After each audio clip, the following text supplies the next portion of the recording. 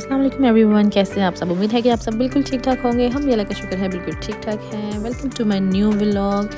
जैसे कि आप देख रहे हैं कि ज़रूर मैं कोई रेसिपी शेयर कर रही हूँ आपके साथ। तो जी हाँ, मैं आपके साथ खीर की रेसिपी शेयर कर रही हूँ जो मैं बनाती हूँ।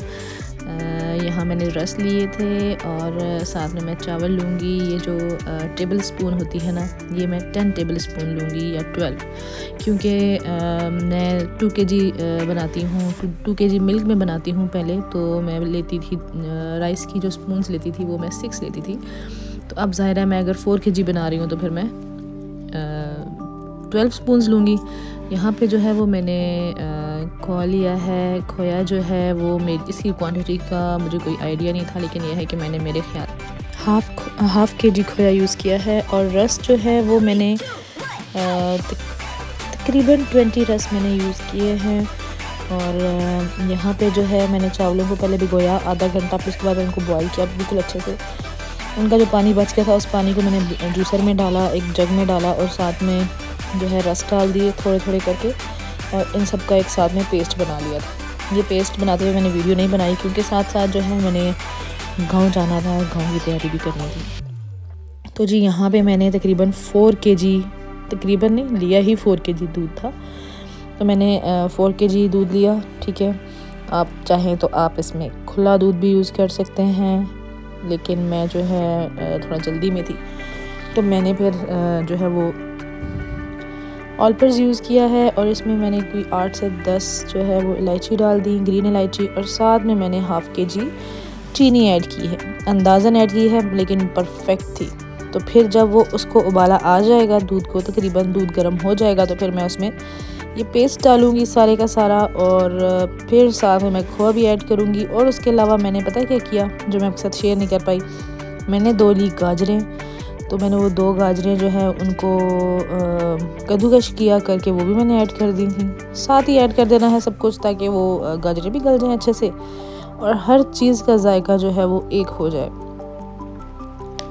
तो ये जी 2 घंटे पकती रही है अच्छे से हल्की आंच पे, साथ साथ चम्मच हिलाती नहीं हूँ मैंने यहाँ पे साथ में फैज़ी को खड़ा किया था। मैंने कहा आप ज़रा खीर के पास खड़े हों ताकि नीचे ना लग जाए। तो मैं जो है बच्चों को नहला लूँ, बच्चों को भी नहलाना ज़रूरी था क्योंकि जाना।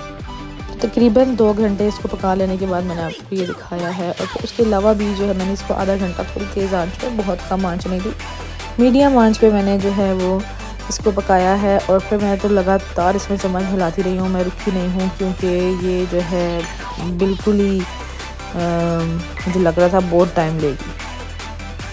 तो इसको अच्छे से जो है वो गाढ़ा करना था और अच्छे से पकाना था।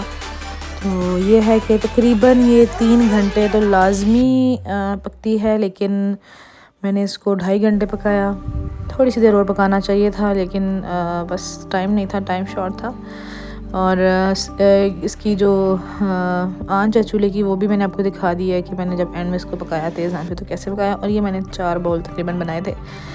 और जी मैंने यहाँ पे फ़िश को भी मसाला लगा के चाट मसाला लगाया था, बेसिकली वॉश करके चाट मसाला लगा के फ्रीज़ किया था क्योंकि ये स्मेल इसकी ख़त्म हो जाएगी। फिर मैं इसको दूसरा मसाला लगाऊंगी। बेसिकली मेरे घर में दावत थी तो मैंने ढेर सारी खीर बनाई, इसलिए मैंने ढेर सारी खीर बनाई थी। ये मत समझिएगा कि मैं इतना ढेर सारा खीर बना के क्या करूँगी इसका। तो खैर ये जो है हमने एक मेहनत की। और फिर उसके अलावा फ़िश मैं हाफ़ पहले से कर चुकी थी और हाफ़ बाद में। और फिर यहाँ जी हम निकल गए तकरीबन गांव के लिए, और रास्ते में थे और हानी तकरीबन सोने वाला था। देखिए ज़रा कैसे वो नींद में जो है ना गाड़ी पे सर रख के, डैशबोर्ड पे सर रख के लेटा हुआ था। बच्चे सफ़र में बहुत ज़्यादा थकते हैं, पता नहीं बाकी सब बच्चे भी थकते हैं कि नहीं थकते, लेकिन ये जो मेरे दोनों हैं ना ये बहुत ज़्यादा थकते हैं सफ़र में। और गोद में भी नहीं बैठना इन लोगों ने ना, तो फिर इनको प्रॉपर सीट चाहिए। और मज़े की बात यह है कि ये दोनों गाड़ी में बैठती है, इनको नींद आ जाती है और ये सोए नहीं तो इनकी तबीयत ख़राब होती है। सजल तो फिर बहुत ही तंग करती है अगर उसको गाड़ी में सीट ना मिले बैठने की, वो खड़ी हो तबीयत ख़राब हो रही है, मम्मा ये हो रहा है वो हो रहा है। तो यहाँ जो है हम पहुँच गए थे फैज़ी के चाचू के घर, लेकिन वहाँ थोड़ी देर बैठे एंजॉय किया। फिर उसके बाद हम निकल गए थे फैज़ी की बेटी के घर। तो यहाँ फैज़ी की पप्पो हैं और भाभी हैं, और यहाँ जो है ये भाभी का घर बन रहा है जो वो दिखा रही हैं हमें कि ये देख लें, ये हमारा घर जो है ये बन रहा है ऑलमोस्ट तकरीबन रेडी होने ही वाला है। तो खैर टाइम लगेगा अभी भी काफ़ी, लेकिन यह है कि हो जाएगा इंशाल्लाह। तो यहाँ पे जो है वो जा रहे फैज़ी की कज़न के घर, जो कि सजल की फुप्पो हैं, और उन्होंने हमें टी पे इनवाइट किया हुआ था क्योंकि मज़े मज़े की चीज़ें बनाई हुई थी फ्रोज़न बेसिकली। तो वो मुझे कह रही थी कि हम आपको टेस्ट करेंगे अगर आप आ जाती हैं तो यहाँ जो है ना मैं शूट कर रही थी भाभी को, जो कह रही थी कि ये हमारा घर है, अगर आप इसको शूट कर लें। तो मैंने कहा चलो इसको शूट करते हैं और आप सबको भी दिखाते हैं। बहुत ही प्यारा बना था माशाल्लाह माशाल्लाह। और बस यहाँ पे जो है ये हम लोग सारे आगे पीछे भाग रहे हैं। गाँव की सड़कों में ऐसे ही होता है कि आगे पीछे सब चल रहे होते हैं। तो मैंने कहा मैं ख़ुद को भी शूट कर लूँ, लेकिन अब मैं मास्क नहीं लेके आई हुई थी, तो मैंने कैसे ख़ुद को शूट किया मुँह पे हाथ रख के। खैर हम सब जा रहे थे तो बच्चे बहुत एंजॉय कर रहे थे। पता नहीं क्यों जब गांव की गली में इस तरह हम निकलते हैं ना, तो बच्चे इतना ज़्यादा एंजॉय करते हैं, भागते दौड़ते हैं। यहाँ पे असल में ना ये होता है कि शहरों में हम लोग बच्चे निकलते हैं तो गाड़ियाँ बाइक इतना ज़्यादा ट्रैफिक होता है कि ये लोग बेचारे खुल के चल ही नहीं पाते। वापस आ रहे हैं। तो वहाँ पे ये बहुत एंजॉय कर रहे थे। और मज़े की बात है सब कज़न्स आपस में मिले हुए थे, मतलब एक साथ खेल रहे थे। ये बहुत खुश होते हैं एक दूसरे के साथ। तो एज फेलो भी है ना शायद इस वजह से। तो बस यहाँ पे जो है ये हम पहुँच के इज़हान को बार बार उठाना पड़ता है क्योंकि नालियाँ हैं छोटी छोटी। और बच्चे जो है ना सारे एज फेलो हैं और सब आपस में बहुत ज़्यादा एंजॉय करते हैं। तो बस यहाँ हम पहुँच गए थे इनके घर। तो फिर उसके बाद मैं आपको दिखाती हूँ कि ये जो है ये चाय बनी थी और साथ में ये पॉकेट्स बने हुए थे, कबाब बने हुए थे, समोसे बने हुए थे। यहाँ हम देखें बच्चे कितना ज़्यादा ढोल एंजॉय कर रहे थे, तो बहुत ही खुश थे।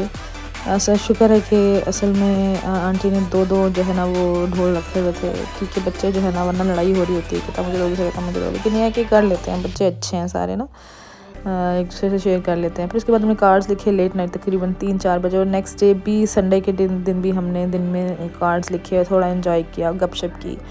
और तकरीबन हम 3-4 बजे वापस आ गए क्योंकि अम्मी के घर दावत थी। और फिर वहाँ अम्मी के घर पहुँचते ही हम लोगों ने खाना, तो आपको पता है मैंने खीर बनाई थी और भाभी ने कुछ चीज़ें बनाई थी, फ़िश फ्राई की थी मैंने और बिरयानी भाभी ने बनाई थी। फिर उसके बाद जो है ना नेक्स्ट डे मंडे को सजल जो है वो डांस की प्रैक्टिस कर रही थी। बेसिकली प्रैक्टिस क्या कर रही थी, हमने म्यूज़िक लगाया हुआ था तो ये नाच रही थी बेसिकली हमें फजूल में। बाबा भी शुगर लगा रहे और बेटी भी शुगर लगा रही। शादी जो है फैमिली में तो फिर ये तो चलता ही है, जब तक शादी हो नहीं जाती तो ये तो चलता ही रहता है। जब हम सब मिलते हैं कज़न्स वगैरह भी, तब भी हम ऐसे ही करते हैं, नाच गाना सब कुछ हो रहा होता है।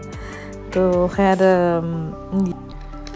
असल में ना इसको वैसे ही बहुत शौक़ होता है डांस वगैरह का। तो जब इस तरह कोई शादी वगैरह आए तो पहले तो फिर ये ज़रूर इसके अब्बा और ये जो है ना दोनों, इनके जो है ना ये ख़त्म ही नहीं होते स्टेप्स वगैरह, ये लगे रहते हैं डांसों में।